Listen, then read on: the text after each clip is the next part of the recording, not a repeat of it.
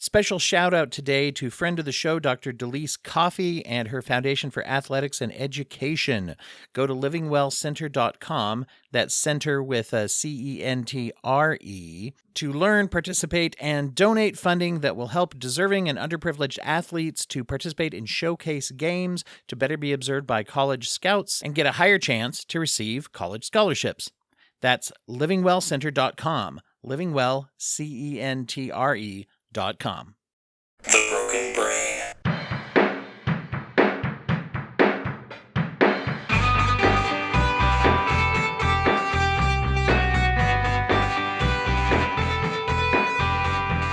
Recording in progress.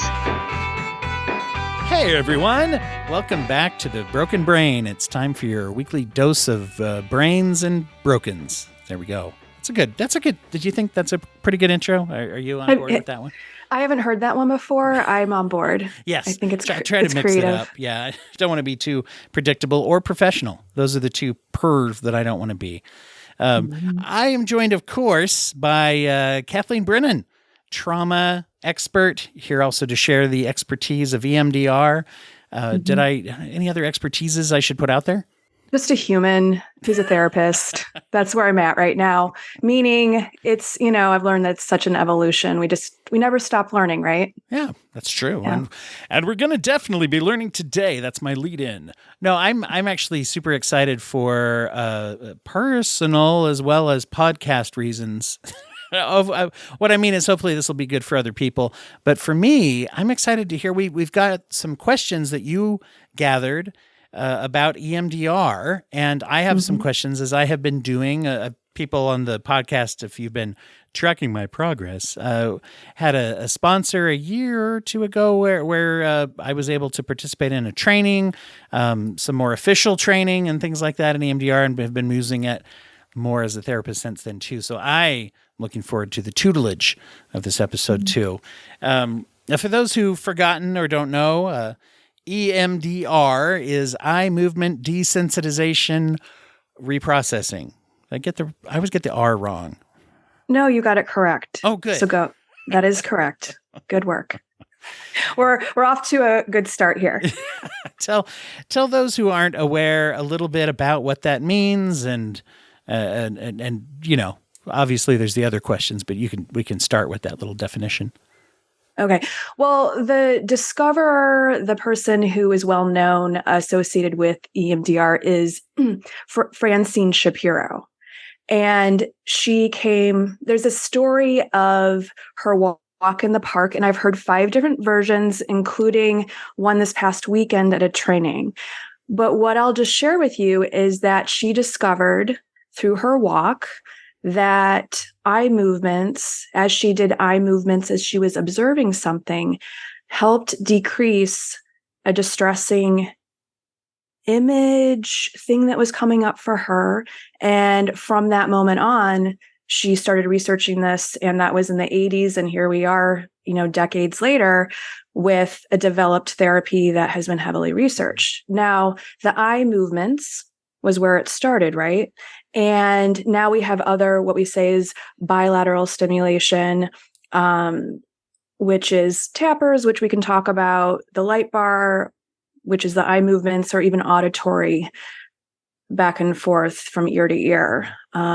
So started with eye movements, and there's other options. Yeah. The thought process is that by changing the way that we process traumatic feelings and traumatic, even memories, or a lot of it comes down to beliefs about self that we've learned from trauma as well, right? That when we process that differently in our mind, and to some extent, the theory is that it's going back and forth between hemispheres, right? Because where we look determines where the brain is processing information. And so focusing and having a bilateral stimulation on either side of our body, visual or physical or whatever, that we're switching up how we process, and that can shake loose an emotional health effect. Am I butchering that too badly, or is that the basic idea behind it? Well, it's definitely in there. And if you think about it, the way we encode trauma is different from how we experience everyday situations. So and we can get more into this dual awareness, right? Aspect of it. But yeah, it's involving both hemispheres. We think about when we walk, that's our natural way of, I need to go take a walk. It's kind of intuitive. It's built in us to sometimes feel better. We think about something, we reflect on it, and then we might feel better afterward. And the walking is the bilateral stimulation as well. Yes. And we'll get into that when I think our first question that I have here is going to tell us more about that. So, and as you put it, it's been around. I was surprised as I learned more about it recently that it's been around as long as it has. And I think about it like, yeah, you know what? It has kind of been floating around. But I think that some of these things that are, let's just say, I don't know, alternate ways of processing information, sometimes that aren't just talk therapy based, people at first look at them like a little bit of like, ooh, weird voodoo kind of like, ooh, this is one of those hippy dippy therapy things but to actually invest, and we've been talking a lot in the program about IFS, which has a little of that reaction people do too, where you're talking to your emotional parts. But once you start doing it, I think one of the powerful things is it gets us kind of out of our rigid cognitive. We're not trying to think through things as much as we are trying to feel them, right? Yeah. Because if we could think through things, we would have changed it. Right. Yes. We always get I know that I'm safe, but why, when I'm giving a speech, am I sweating and want to run out of the room? Because your body is holding something that's saying this isn't safe, even though it is. Well, we're going to dig into some of the questions, and you had gotten these from mostly from clinician people or from people? From people. So I have to give Terry and Jake a thank you. I reached out to friends that I knew were interested in EMDR, and I said, what are some questions you would have for a therapist that you were reaching out to about EMDR? And very quickly, I got like 20 questions. And so I need to thank them for that. And these are questions I actually typically get. Cool. Yeah. Well, the first one works really well with our talk about bilateral stimulation, or BLS, as they say it, which is number one, how does it work? How does EMDR work? So I walk in, and what are we going to start doing? Okay. So we're going to start therapy is what we're going to start doing. And just like any therapy, so EMDR, right? Reprocessing is the R. Desensitization, reprocessing, right? So that's a certain phase of EMDR, but EMDR also involves history taking, assessment, planning, getting ready to do EMDR or the reprocessing part, the reflecting after we've, resolved a certain memory. So EMDR follows the process of natural therapy and preparing for this part where we associate it with the light bar or the tappers or moving into bilateral stimulation, like the part where we feel so much so that we can resolve it. Mm-hmm. And getting into a little bit of let me actually say this first. The setup, when I was doing trainings, that was very interesting to me, which is you're doing actually more talking about things during the setting the goal, discovering what it is that you want to work on and talk about. And then when you're actually doing the bilateral stimulation, obviously during the stimulation that you're going through, eye movement or whatever, you're not talking during that. But then even in between rounds of these treatments, there's not as much talking and developing like you would usually think, like, what insights did I have during that bilateral stimulation? I'll share what they are, and then oftentimes the next thing we do is go, great, focus on that, and let's do another round. Not, let's talk about it for 45 minutes. And then, it's a little different in that way from what people might be thinking about when they think of therapy.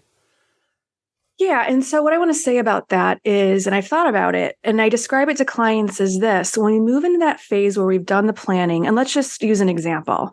Let's say that it's very clear that someone is having a traumatic response to a car accident that they witnessed, right? There's smells associated with that. There's the sights, the sounds. And so if somebody hears a car braking or screeching in the present, that could be a trigger for bringing them back into that time. And so in the planning phase, we're like, okay, what is being triggered right now?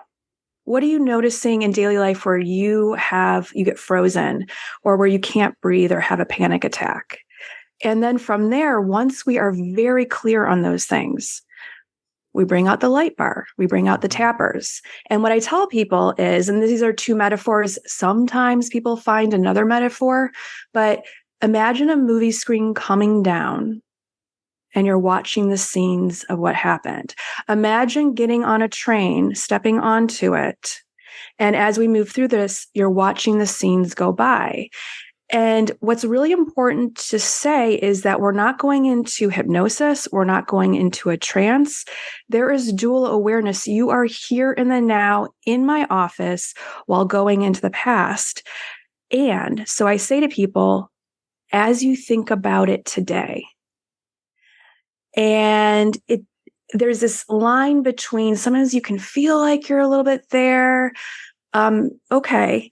But I don't want you to be completely there. Like you're back standing, witnessing this accident, if that makes sense. It makes sense to me. One of the things that can be difficult about these models that are more emotionally focused and less talky, cognitive-y in that way is that we can think that they're not at all talky and cognitively. Or one way to put that for me would be we can be too rigid and think it's a magic trance that I'm in, and anything that I say, oh, I broke the spell, and it's like, no, I don't know if that is anything you've seen, but I think that to me, that having that little bit of flexibility to say, no, we're talking and then doing this, and we're just working together. We're not going to be like, oh, we did it in this one step before this step, and now it's ruined, or something like that. And I would say that what I love about EMDR is that there's a model, there are protocols based on what is occurring for a client and what our goals are. So from there, our relationship, our attachment, the kind of attachment my client has matters and shows up in our work together. Mm-hmm. And so part of my job, a big part of my job, and I tell clients this, you can't do this incorrectly. And sometimes we have to do EMDR around that, the perfectionistic part. And I see this a lot. And so what I'll say is, all right, you can't do this wrong. It is my job to guide you. And there's no right or wrong. So if something comes up that doesn't seem related, it's related. Mm-hmm. It's information. And whether or not we go down that path, down that train track, we might in that moment, or we might come back to it later. But there's a rhythm to it. And once people get into it, it's like, okay, this is EMDR. Mm-hmm. Now I get it. You can't know it until you go through the actual process of it, but we can explain it just enough so people feel comfortable enough to make that next step. So I'm going to, let's see, the next question I'm going to focus on is how many sessions does it take to work? This is kind of this might be a more complicated question than people think, because with any therapy, you first have to define, what does it mean when you say work? Or how many, and we can just dissect that sentence, or that question. But it is important because that's how, you're trying to set goals, right? Yeah. Absolutely. And there's a few different ways to answer that question. One way I think about it is, do you have limited time and what are your resources? So if somebody says, I have this amount of money that I can spend and I have, 3 months to do it.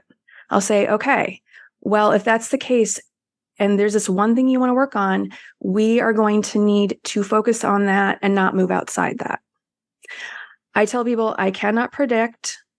I tell them EMDR is not magic pill, but it can be magical. And so what I think is so important about it is I don't know. Research has shown that, I forget how many 90-minute sessions for somebody who's returned from war, might have these particular things resolve. But we're often dealing with a lifetime of attachment stuff. And so how do you say it's going to take this amount, given we also don't know what we're going to bump into? But it doesn't have to be perfect. If you want to resolve this one thing or these 5 things, then we'll stay in communication with What are we noticing that has shifted? Because sometimes people don't know that something has shifted until you point it out because they're not having a stress response. So it's not on their radar when they're sitting with their supervisor and they're not sweating anymore. Oh, wait, I'm not sweating. Oh, yeah, that was a thing. And what's the other part that I'm trying to think about? But we don't know, but it's about where are you at and how comfortable are you moving into the next thing? Is it time to stop for a while? Is it time to move into the next thing? Yeah. Yeah, it's one of those things where I think it can be frustrating when people say, hey, when will this happen and how will this work? Because the healthy answer is, I don't know. That's the healthiest answer is I'm not sure. And I think when you get people that say, oh, well, usually within this amount of time, within 10 sessions, you're going to be better or whatever. I think the danger of that, or when people just say, read this and do this or take this or anything that is, it starts to be a little snake oily, to be honest. I've found this as I've interviewed lots of people in this field that the most reasonable and the ones that get the best effects and help the most people often are the ones that say, well, just like you did, it's a complicated answer. And I think with EMDR, that's the strength of the model. Not that there's no one out there that's going to claim from session 1 or whatever. Now, I will balance that a little bit with saying a lot of times people do notice some dramatic effects of this. And we'll get into, there's a couple of questions that touch a little more on that, probably better. So the next question I have is actually 3 questions that I'm going to kind of together. There are a couple of different versions of this question, which is, who are the best candidates for EMDR? Who does it work for most? What type of people find it hard to work with it? Who has the most success with this type of treatment? Couple different questions that are around the same theme. That might be a good place to address. This is where my mind goes. My mind goes to the phases of EMDR and what are the things that someone wants to work on, and what does their life look like currently when they step outside of my office? So do they have friends? Are they socially connected? Do they have supports if they need to call somebody when they're sad? Do they have financial stability enough? Or, has their house just experienced a, natural disaster and they don't know where they're living and they're in a relationship with somebody who's actually caused them a lot of pain that we'll be doing EMDR processing around, right? So I need to start there. And Kind so it's of not like so as much current trauma rather than past trauma. And what does life look like right now as they step into my office and want to move into reprocessing? So as far as candidates, it's not so much the symptoms or is it addiction or is it panic attacks or is it OCD? It's more about, and oftentimes clients will agree with me. I'll say, I'm just noticing that, you are so far away right now and it feels like they're not in my office. So they're back in a flashback and the level of dissociation is so intense that I could cause more harm by bringing reprocessing into this. So what I need to say about that is safety is number 1 in this. My attunement to the client and where they're at, and can they stay in the memory and dual awareness present enough while going into the past, is where I start with, is this right for somebody right now? The reprocessing part. Or do we move into resourcing and we spend a lot of time on that? That's still EMDR. Mm-hmm. Yeah, and that's an interesting part of it, is that the bilateral stimulation is the cool, attractive part that people think of. That's like, oh, that's what that is. And it's just like when we talk about, I've done episodes about DBT, right? And it's like a lot of people know, if you know dialectical behavioral therapy, you know it involves skill learning. But it's like, but if you're really doing the therapy, it's like there's a lot more to than just saying, learn these skills. All right, see you later. And I think that's the thing too, is that really, unless you know what to do around it, as you're saying, then just, because you can do that on your own. You can just sit at home and like move your eyes back and forth. And as the developer of EMDR would say, yeah, just go for a walk and your feet are going on either side, both feet are being activated. You're looking around. You do get some benefit from that just naturally, right? Mm-hmm. One of the thoughts that I had about who has challenges with it, And funny enough, one of the things I've noticed is that people who have challenges with it are often therapists in therapy. And I'm going to lump in other people who, not so much once they wrap their mind around the concept of how to really let go and do it, but people also who are problem solvers by nature, sometimes engineers or people with that kind of mindset. We're used to solving problems and thinking quickly in our head. And it's like, those are individuals like, okay, let's do this bilateral stimulation. What did you think? And then if I've been here, I've been this person, I'll talk about what I think that I maybe should have felt for 20 minutes if you don't shut me down. Maybe not quite that long, but, and then it's kind of like, okay, we've gotten a little bit away from just the pure emotional work, right? And so that is sometimes hard to learn to let go. Well, I'm so glad you brought that up because I remember in the beginnings of when I first started doing this and was getting a lot of consultation around it, meaning help with it, was how do we help clients that are always making meaning in a very rational and observational way that haven't had to really drop down into their body and getting really comfortable with what that even means. So I'll give you an example. Sometimes I tell people, like, if they can even feel like the hair follicle on the right side of their head and they have felt that, that is something. If you can't feel anything else, that was something. Let's go with that. And so it's not always just about like, I feel disgusted and upset right now. It's, I feel tightness in my chest. And that's where we're dropping into the sensory. And so for people who are always trying to make meaning of, well, I think my heart is feeling this way because when I was 7, one time I got scared by a dog, and you're like, okay, let's put that to the side. What are you feeling right now? My heart's racing. Great. Let's go with that. That's what we're after as we're doing these sets of bilateral stimulation, the sensory, but that can take practice and patience, and that's okay. Yeah.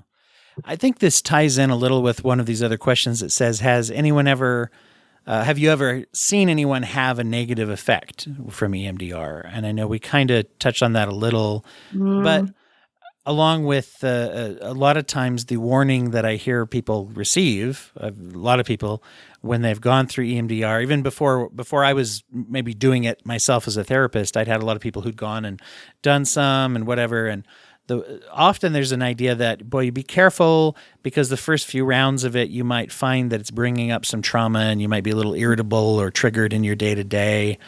And so I have heard people be warned about that. I do think that sometimes you can sort of do things to try to help compensate for that. Informing people, I guess, is the main one. But then what are your thoughts, though, about negative effects from EMDR and how would you detect that? Yeah. Well, let's start with, and I haven't mentioned this yet, is we're trying to keep people in the window of affect tolerance. And what we mean by that is we want to check in our assessment, how big is this window? Is it a big window, a big bay window where we can see lots of light? Or is it this just narrow little one that's like in some sort of shelter? Meaning, right, how big is this window? And if it's bigger, it means there's more resources in, someone's life. And if people are stepping out in a very hyper aroused state or in a very numbed out, dissociative state, like, we're paying attention as therapists during that reprocessing. And so we want to do stuff to, help clients feel grounded in the room. Okay. So having said that, the goal is to stay in this window of affect tolerance.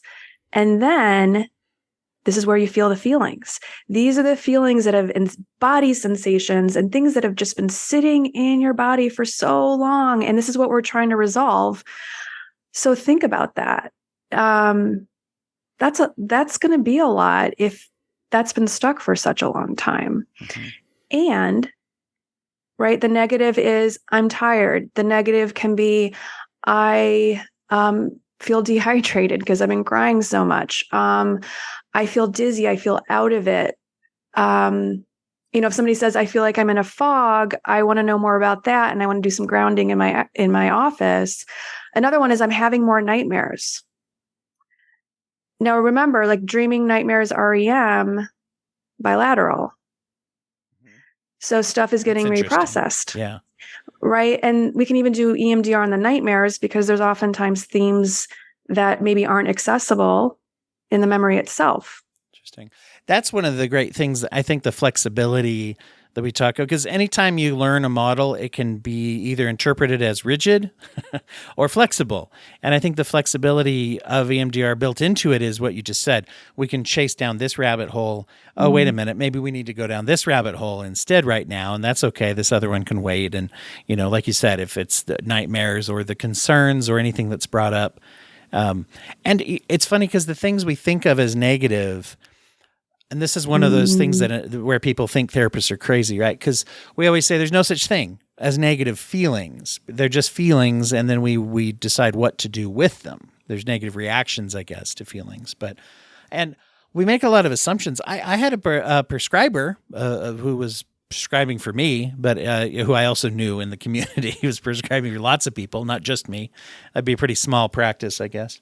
But his take on nightmares was that he saw a lot of people as they started to get healthy, or they started to get on medication or processing their feelings more, that his theory was that sometimes they got more nightmares in the short term because there's many things that go into that, but one of them might be that we are working on our emotions and they're just kicking around inside of us. The other theory might be that we're getting more sleep. And if we're getting a deeper sleep cycle, that's better. Theoretically, you have to be to a certain level of sleep to have dreams, right? And so, I don't know. There's a couple of ideas there. That makes a lot of sense, actually. Yeah, and we assume that it's bad because the dreams are unpleasant. And that's what I always like to say, they're unpleasant emotional experiences, but they're not necessarily negative, meaning it's not unhealthy to feel them, right? Well, and I'm glad you said you brought up the term short term, right? So there's going to be, maybe it goes beyond discomfort for the short term. I haven't really run into anyone who, in my 10 years of doing this, I did calculate that, who is just like months of just intense nightmares. It resolves. Yeah. I think it's a really good point. And like I said, the biggest risk, the most frequent thing that means that you're getting a negative effect is if something's not working. But in that case, it's usually good to bring that out and say, I don't feel like this is working. And anybody I know who's a professional therapist is going to say, oh, okay, let's figure out why. Either we figure out why and we tweak our approach, or we try something different or whatever. So one of the things that I'll say that I think is interesting about this is when I see different modes of treatment, oftentimes the similarities actually stand out to me. Because if you look at like a cognitive behavioral therapy, which I feel like with the advance of all of these other things, some of these things like EMDR, IFS, or other more maybe humanistic versions of therapy, different things that are about emotional expression, emotional experience. Sometimes we put down the old cognitive behavioral, the old CBT kind of that's put on the, we kind of kick it around a little.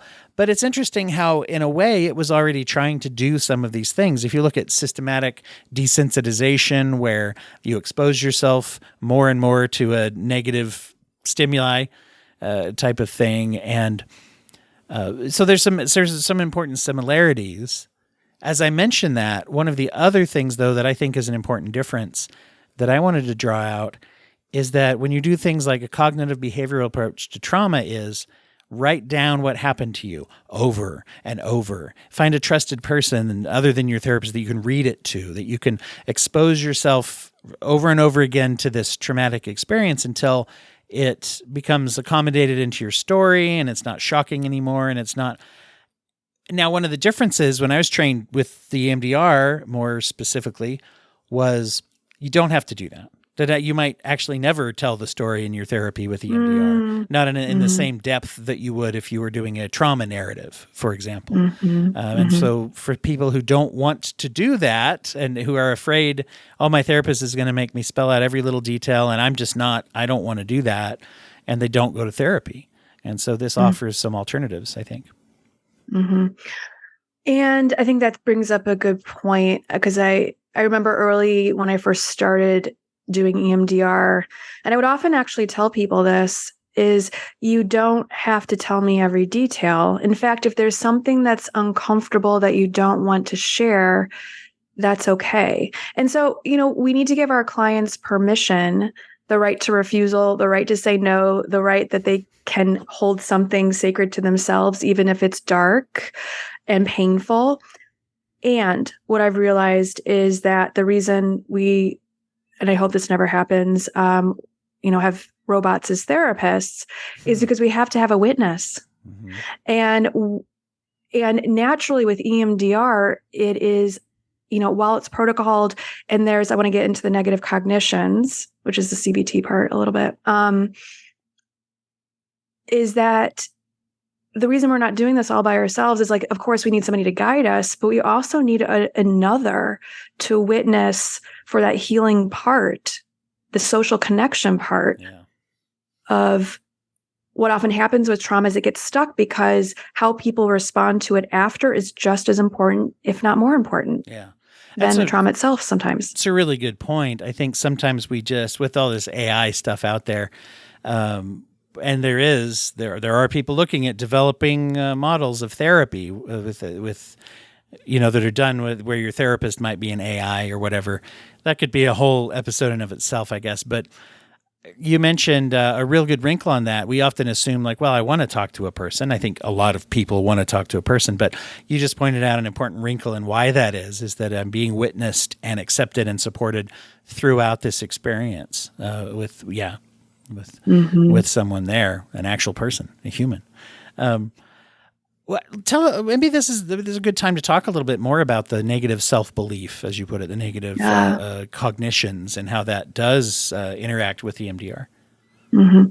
So when you are planning what exactly it is that you're going to be, quote unquote, targeting, and I want to be very clear, like, there's so many right now, there's just different ways to think about reprocessing a memory, and some of the other things that you focus on as far as resourcing.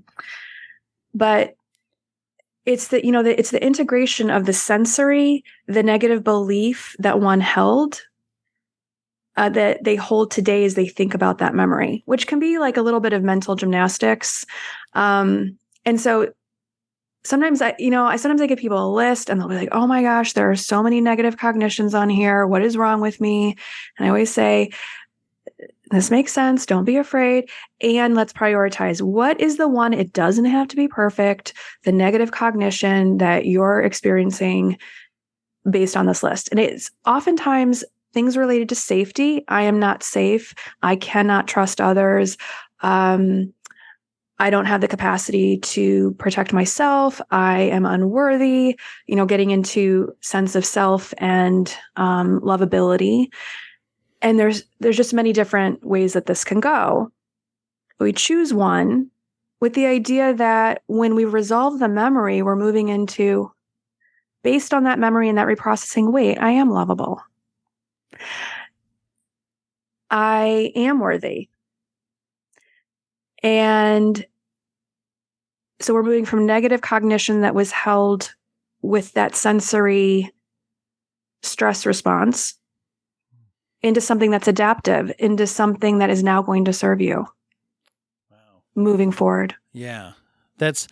And oftentimes it's phrased around just a self-belief, as you've used that phrase as you're talking, right? That idea of how does it affect me today, and how does that make me feel differently about me, right? And the beliefs that I have about myself.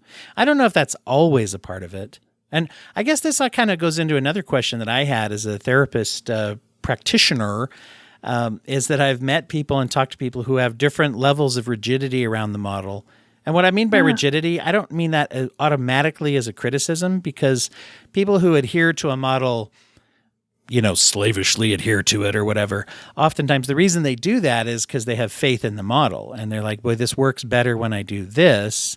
And then there's other people that are a little bit more like, I might break from do BLS, then we'll talk for a while, even though maybe the more adherence to the model would be do this many of them and whatever. And I've worked with clients who prefer for me to keep doing the BLS until they say stop, versus in the trainings, a lot of times they'll say, we'll do it about this many times for this type of, or this much to install this behavior, whatever, that there's people who have it down to like 20 to 30 if you're working on challenging a negative or whatever, those kinds of things.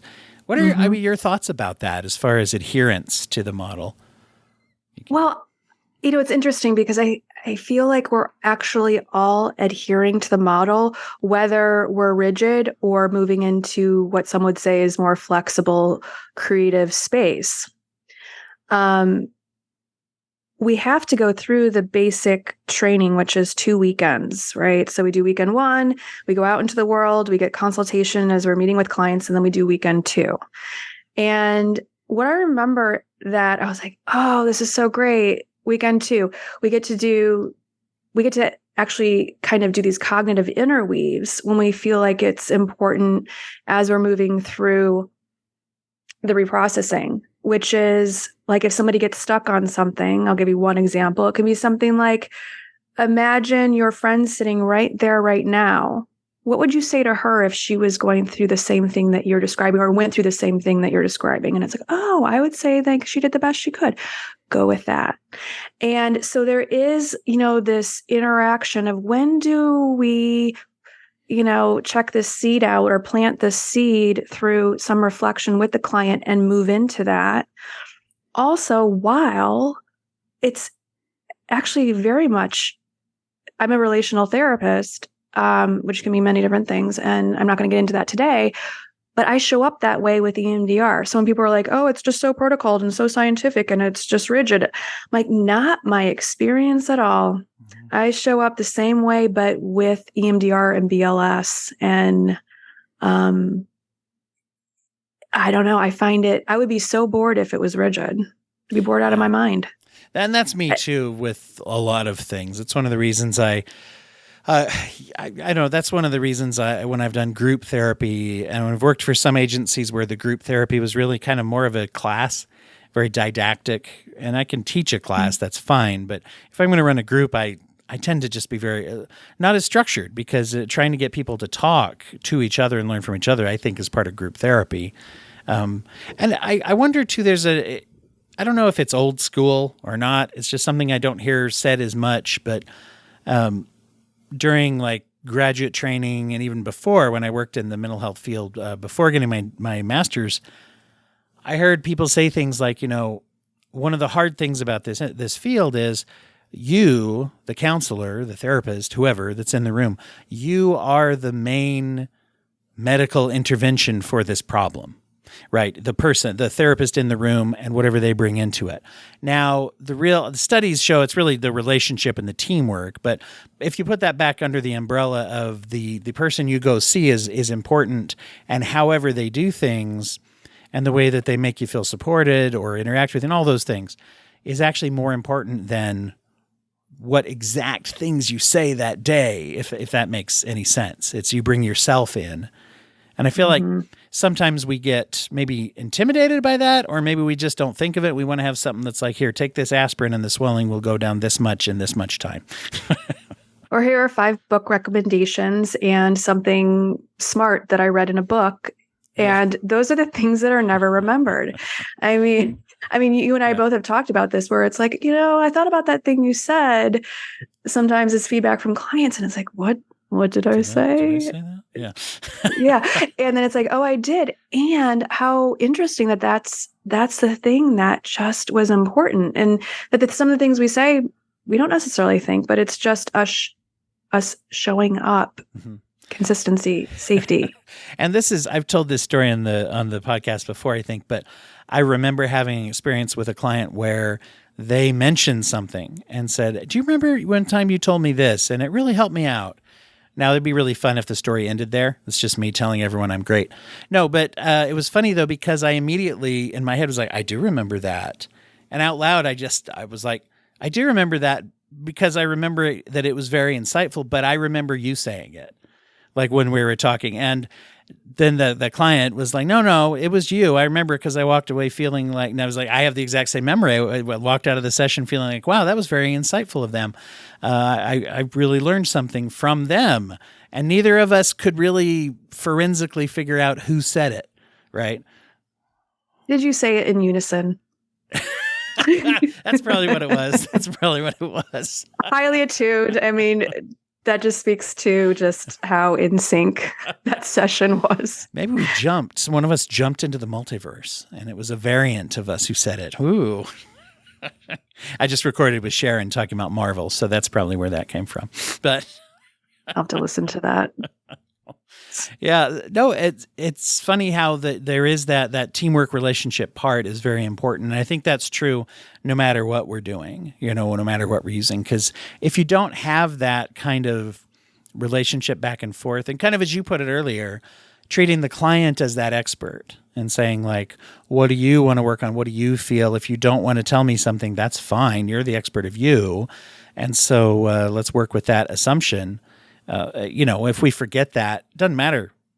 To me, it hardly matters what model we're using if we don't work on that in session. So, I had there was an interesting question that I had seen on here. Oh, there we go. Is this the type of treatment that only works temporarily?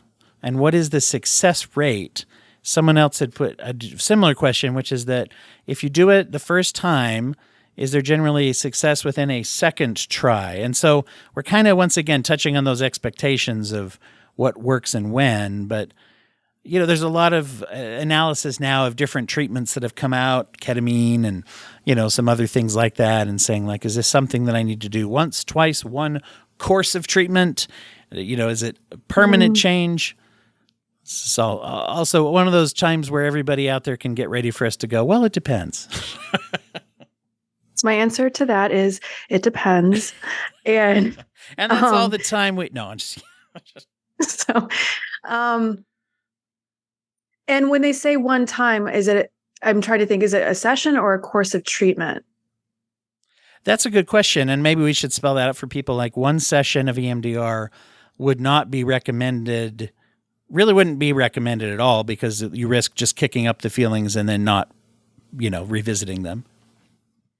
Yeah, I mean, I'll just say this. Like, I'm thinking back in my memories around working with clients, and it's not that it doesn't happen, but I can't think of a time where we have resolved something that we needed to come back to. Now, it's not to say that something related to sense of self, like I'm unlovable, doesn't come up again.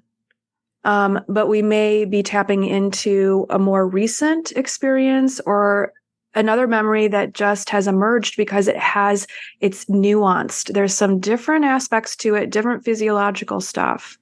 I can say personally, I've gone through EMDR, and when it's gotten resolved, it's gotten resolved. And I had joked to my EMDR therapist, I'm like, I need to come in for a touch-up. And thinking that it was around this particular thing. And it wasn't. It was actually something completely different. And so the short of it is, it's just information if it doesn't feel like it worked or it felt like it resolved, and then it's like, I need to come back. Well, let's see what's happening right now and get very curious and go more in depth to what you're thinking, what you're feeling. Yeah, it's a great point. My therapist uses internal family systems quite a bit, IFS, that I keep mentioning, because I think it's related. But she also uses EMDR techniques quite a bit too. So those are sort of mixed, not always in the same session, but sometimes there's little elements of that. And part of that is because we have built up that's the routine, right? Or that's the pattern that we often will do. So having done some of both of those that are designed to actually cause a resolution or a shift, as you put it, I can attest that myself.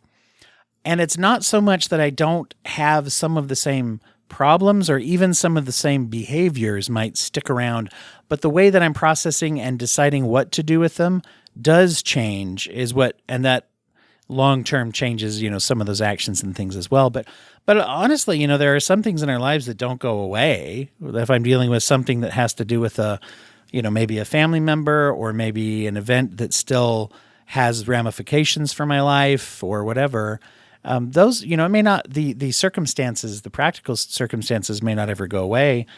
And it might not even be healthy for me to say, it's better now. I should just be cool around whatever situation, toxic situation, even if I still have to have some exposure to it. I'm being a little vague, kind of on purpose. Well, I have some comments as you're talking about it, yeah. meaning, so let's just say that like with family, like we resolve something around, not feeling lovable in relationship or feeling triggered when we're around this person. There's a difference between feeling triggered and having some emotions that aren't great. Yes. And those emotions are probably good information. So the other thing is I want to say is you may actually lose some friends after completing, a longer course of EMDR because, and I say that in the sense of your relationships can change. You may feel more connected to people that you didn't before, or wait a second, why am I putting up with this? Because now I have a voice in this relationship and actually the other person doesn't like it because every time I speak to them, I'm now not frozen because I'm not triggered. And now this balance isn't going to work. Mm-hmm. And I'm getting vague a little bit, but I think we both want it to apply to different people, right? I want people to be able to see themselves in what we're saying, not just not just sound like it's just one problem. Yeah, and that it's not that the problems go away necessarily. It's that our reactions to them can shift, and how we proceed is what EMDR gets at. What are my rights? Yeah. Can I walk out of this room versus stay here and think I have to stay here and fawn and just smile and, Yes. Yeah, no, that's a really great illumination. I think you said that and kind of where I was trying to go with it, which is the way that I react to that situation or to that feeling or whatever it is very different. And this is one of the reasons why I actually like these a lot of the more cutting edge or whatever you want to call them, these research-based trauma treatments. They actually work quite well with things like addiction, I find, because addiction and trauma are very related. I find, because I've had some training on just specifically addiction, and there's actually a lot of different protocols and ways to think about moving or helping people who, have addiction. There's this whole idea that substances, process addictions have become solutions to problems until they're a problem and they just don't work. And however, the brain is like, they work. And so we're going to, complete that urge and go after it. And so EMDR, can get at actually, I like to start with the urge that people might have around an addiction. So they've gone, let's say in a situation where somebody's been to rehab, that's one example of the course. Not everybody needs to go to rehab, but they've gone through detox, they've received treatment, they're in sober living, or, they're going to meetings and stable. We're going to do stuff around, being successful with an urge. You have this urge and actually envisioning being able to move through that urge and do it successfully, and then move into more of the trauma work. Mm-hmm. So it can be resourcing and working on urges until you then work on that other stuff. Yeah, absolutely. And I think that old school mentality that you have to be sober first and then deal with things, I think we found more and more is that's not 100% accurate. Sure, I mean, if you're high in session, it can get in the way. But as far as you have to work on some of the self-medication in order to not self-medicate as much because you're addicted. Right. And so window of affect tolerance, being on drugs, no, it's not going to work because that window is going to look different. Are you mean numbed out or hyper, right? Depending on the drug. So... Well, I want to, before we're totally out of time, there's only one question we didn't hit on, so I want to make sure we do. And that is just about, is there an ages range? How young is the youngest age you've treated? I will say that some of the people that I've met who do EMDR are work with very young clientele. They might do it a little differently, but oftentimes I've seen people will use like maybe even they'll have them bring their favorite stuffed animal and use that with the eye movement, or that you can do EMDR and in fact sometimes kids are more accepting of they don't have a concept of what traditional talk therapy is, so they don't resist as much. Mm-hmm. Yeah, when I got trained, I was actually working in a residential for children, high level of care. Many had been in foster care, different placements. And I think the youngest that I worked with there was about 12. And you can approach it with art. And I had these negative cognition cards, positive cognition cards. The way my office was set up was a little bit different. Lots of toys, stuffed animals, that kind of thing. And the other thing I noticed was that things resolved more quickly because she was 12. And because of these results, I was kind of like, am I imagining this? Is it? And her parents who had adopted her at the time were like, keep on doing this EMDR, just go after it. It's working. Like that's not how it works. And we're going to keep pace and, in the window. We all know how parents often interpret success. The definition is, are they behaving well? Great. We're good then. So something had shifted, but so 12 years old, I have been to trainings where I had seen even younger, and it's, you often might have a parent or a caregiver in the room. You have toys. You might have a wand that you're using as the bilateral stimulation, like with a little star at the end. So as long as you're using bilateral stimulation and little thing with a pink tip. Those of you Patreon people who can see the video, here we go. Oh, this is on Patreon. I would have dressed up for this. I'm just kidding. Just the video. The audio's out there for everyone. Okay. Just kidding. Well, kind of not, but it's all good. No, this is fun. It's like, this is just me. This is me showing up. I will get Kathleen's consent to have the video visible to Patreon people when we're over. So I'll edit that out if you say no. Okay. It's yes. I'll sign right now. It's fine. It's just funny. No, it's on the record. Okay. Anyway, you were saying no matter what you have to do the thing with, and then I interrupted you to show off the fact that I own a wand. And you can actually have the caregiver, if the child doesn't have as many words to tell this narrative, to tell the story as the bilateral. So I've seen it done that way. I've never done it because I just don't work with children that young, but across the lifespan. Awesome. Yeah. Yeah. I've seen very much as well. So, well, thank you for sharing this with everybody. And thank you to those people who put the questions out there. I assume they're listening and probably watching, because I assume they subscribe to the Patreon just out of excitement to see us use their questions and not just hear it only. So anyway, but big thanks to those who did share the questions, because that helps us to really, I hope, meet the needs of both potential people out there who could benefit from the therapy. But if you're a therapist out there too, who would wants to understand more about EMDR, this is really important.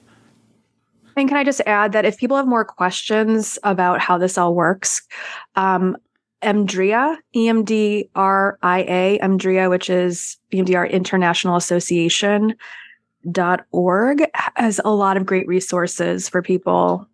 Yeah. Speaking of great resources, where can people find out more about you and follow your work? Yeah, my website, KathleenRBrennan.com.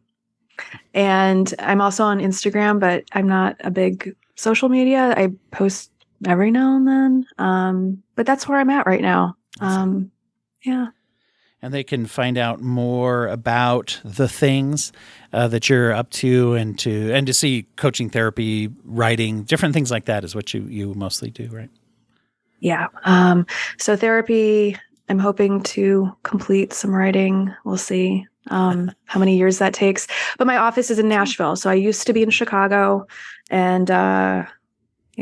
And there's still episodes out there online of On the Blue Couch with Kathleen Brennan, which is your great podcast. Well, I appreciate that. Yeah. And, I'm at this point where I may say it's time on the Blue Couch. We've to say good night. Yeah, it may be a fixed amount of episodes that you're going to find out there, but I'd still recommend it. You interview so many people, if that's a good thing. So definitely. Yeah. Well, this was fun. I haven't done this in a while. I'm forgetting it's just nice to have a conversation about this stuff. So, yeah.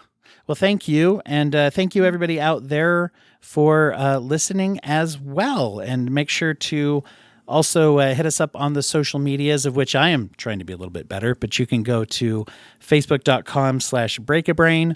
We're at Breakabrain on Twitter or X, either one of those, whichever one you call it. And then it's at Brainiacs Ahoy, because Break-A-Brain wasn't available on Instagram. So follow us on there. And once again, if you want to consider getting involved with the show, go to patreon.com/brokenbrain. But either way, just glad to have everybody here. So thanks again, Kathleen. Thank you, and talk to you later.